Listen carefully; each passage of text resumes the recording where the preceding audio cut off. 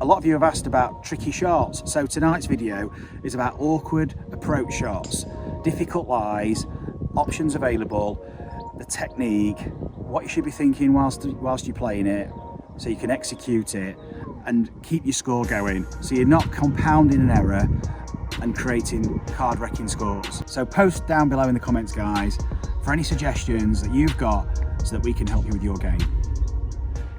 We've got an approach shot here. It's about 120. Over 100 yards of that is carry over the trees. So we've probably got 100, it's all carry basically, and it's a tiered green. So we've got to carry it to the flag, over the trees, and the ball's above my feet, but I'm not too bothered about that. But we've only got a small gap in the trees here. So we can go for the full shot, try and carry it 120, 125 onto the top tier. If I don't quite catch it with the lie, there's trees, it's bringing in all this trouble here, and there's rough before the green. And also, if I don't quite get it on my start line and I miss this gap, it's going to bring me down here. I've got the same shot again, except it's worse because I'm closer to the trees and now I'm blocked out as well. So we can play underneath the tree. So I'm going to take a 4-iron purely just to keep the launch down, and then try and carry it onto the fringe if I can. There's an apron to the green, but if playing a 4-iron gives me a low trajectory, which means that even if I do catch a bit of the rough, it should still carry on and run through and up onto the green. Don't need a lot of power for this shot. It's 120 yards with a 4-iron. But what we need to do is we need to keep the launch down. What that means as a right-hander is that I'm going to be forward of the ball. So the ball's right of centre in my stance, the handle's forward, that's going to help deal off the club. And the key to this is to stay forward of the ball. At no point do we want to be getting behind the golf ball. We want to keep this launch down. The key to this is to not let the club head overtake the hands. So that means we're keeping the handle forward of the club head, which means we've got to rotate. So we're staying in front of the golf ball and we're rotating. And that's that kind of punch follow through that we see. What we're also not allowing to happen is the face to rotate. So in the follow through, it's still holding the face. It's still held pretty square. It's not twisted. It's not rotated from the wrists. So we're trying to hold that face to stop it rotating. I'm aiming for just inside the left edge of the green. So always have a target in mind to help with that start line, and then visualise the shape off that start line, particularly for this shot. Because I'm just playing for the centre of the green, so I'm playing to an area really. But that doesn't mean I'm not being specific, and it doesn't mean that I'm not being aggressive to that area. You can still play aggressively, but with a calm, smooth swing. But there's definitely intent in this swing. There's a punch to it. All the power's at the bottom. If we start turning the power on early, we can start uncocking the wrists early to get extra speed, and it adds loft. Whereas if we save the power for impact, then we can manage the club face and control the wrist better. So visualising the shot, imagining the low hoop, similar to pitching. So there's a finish that matches that trajectory. Aiming left and just playing a little cut.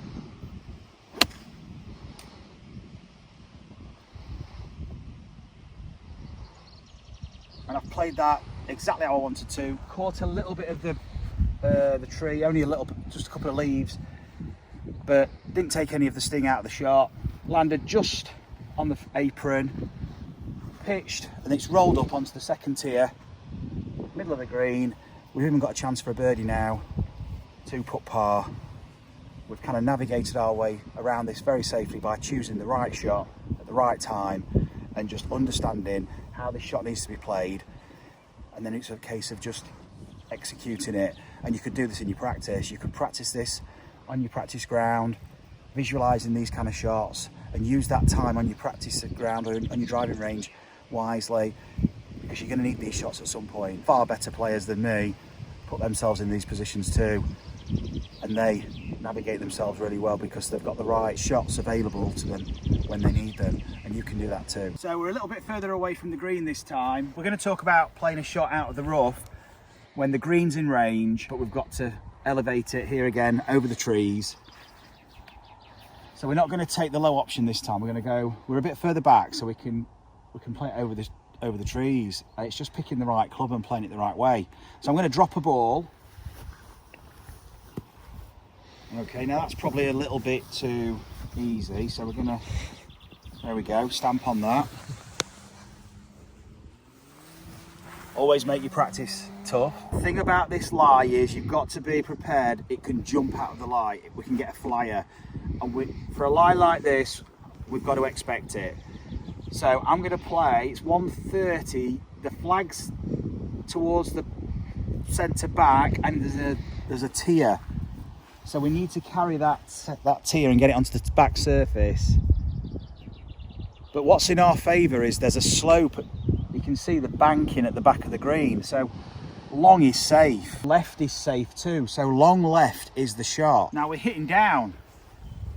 By hitting down, we're going to deloft the club. Now I know I've got enough with a 9-iron to deloft it and still elevate it over these trees.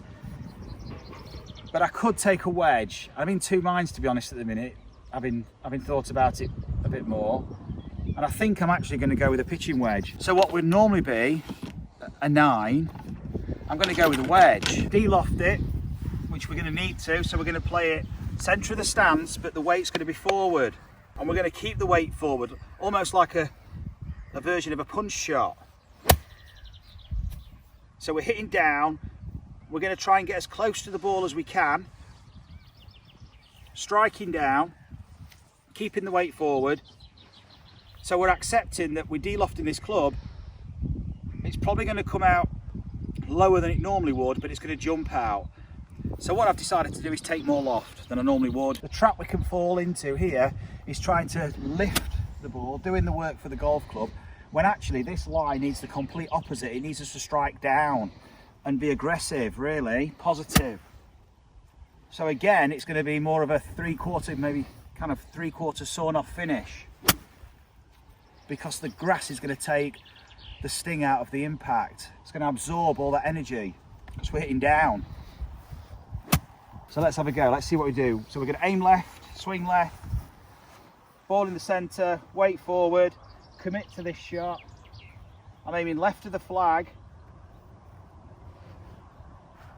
So I'm aiming further left edge of the green at least, to start the ball left of the flag, centre green, and commit, stay forward on it.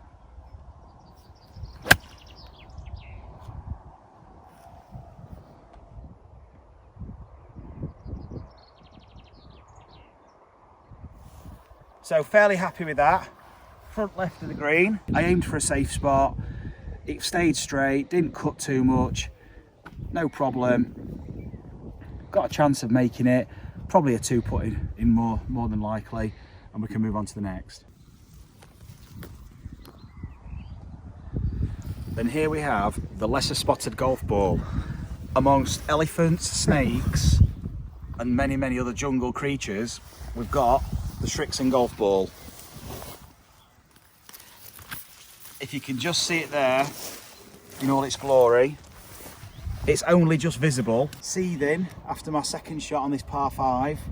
Would have been perfect there, and I shot to the green, but I'm in this absolute disaster of a lie.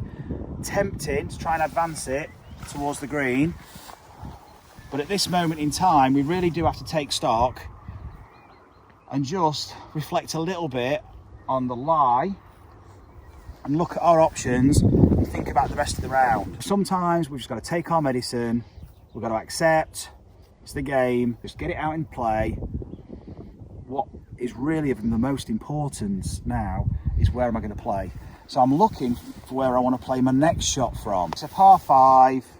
Okay, I'm going to probably lose a shot, but I want to keep it to a shot. I don't want to be penalising myself for just one bad golf shot by losing another 2 or 3 shots. So I'm going to go for the big area over there, and then that leaves me a shot into the green. So you never know, with a bit of good wedge play, could get up and down, and this is all forgotten about in the bar. Going for the big area over there, but still having a specific target in mind. Always play to a spot or a target. Even though it might just be a recovery shot, and there's no real specific flag, hole, fairway, there's still a target, because we've got to focus on something.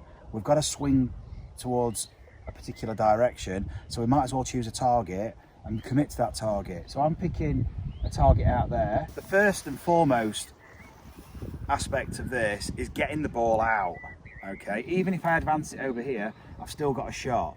I don't want to be left in here, okay? That is the number one cardinal sin. So I'm going to take my 58, which is my most lofted club, and I'd also advise you to do the same. Take your most lofted club, which might seem counterintuitive to what you might think, because we want to advance the ball as far as we can, but what we're going to have to do is de-loft the club, because we're going to be hitting so much on the downward angle of attack. So that's going to de-loft the golf club. We need as much bounce as possible, and we need to get the leading edge cutting in. So loft is key to launch the ball out. We want to minimise the grass between the club face and the ball, but that's not going to be too easy. So we're going to have to accept we're going to get a lot of grass between the club face and the ball. But to minimise that, we're going to swing steeper.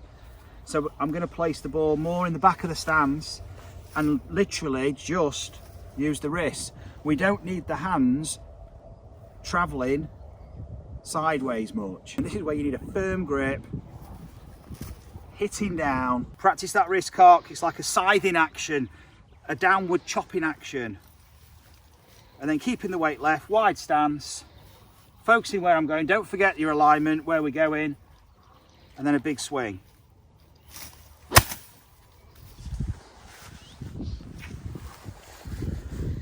And I'm really happy with that. You can see where I struck the grass here. The ball was here well before, but it was descending. The hands were forward, came out very low as expected, 15-20 yards, and now I've got a shot about 110 yards.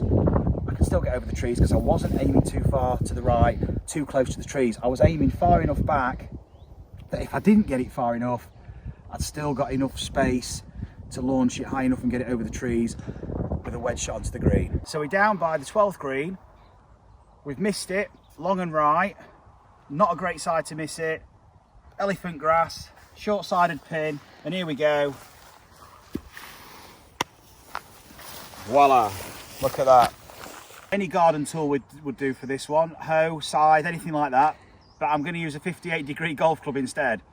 So I'd suggest you use your most lofted club, and we've got to accept we ain't landing this on the green. If this goes anywhere near that green, it's going to shoot on, because we're not going to get any spin from this lie, because we're going to get grass between the club face and the ball, which is going to reduce the friction. It's just going to shoot out.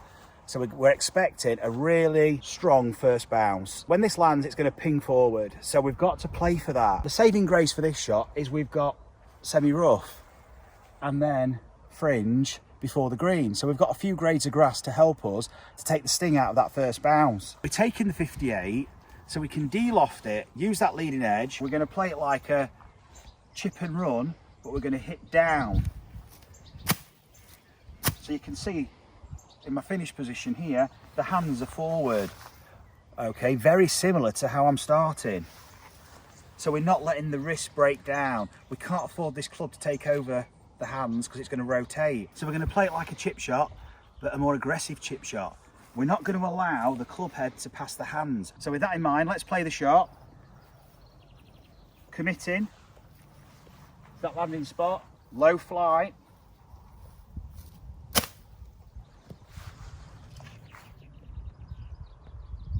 And I'm absolutely over the moon with that result.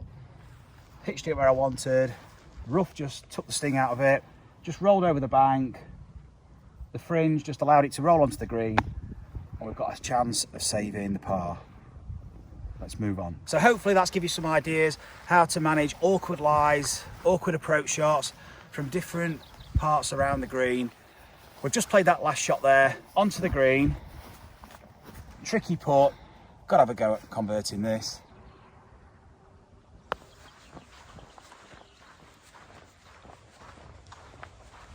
Rolled it down, tap in, safely negotiated, moving on to the next, and we've made the most of a bad situation, avoided disaster, and we might even pick up that shot on the next hole. So I hope you've enjoyed the video, guys. Please post your comments down below telling us what shots you'd like us to cover to help you with your game in our next videos.